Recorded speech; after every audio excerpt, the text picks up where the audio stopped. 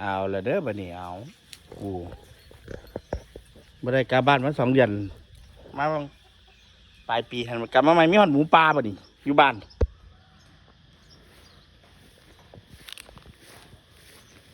ฮะน่ะอุด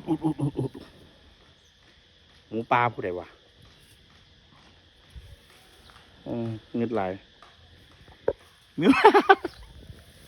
บ่ได้กลับบ้านมาวันมาเพิ่งปลายปีหั่นดิกลับมาบัดนี้มีหอดหมูปลาบัดนี้เอากูเงินตายว่ะมีหมูปลาเสย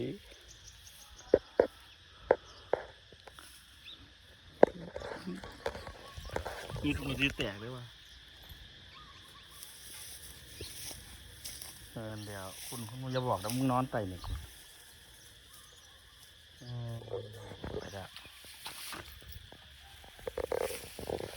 ไปละไปละ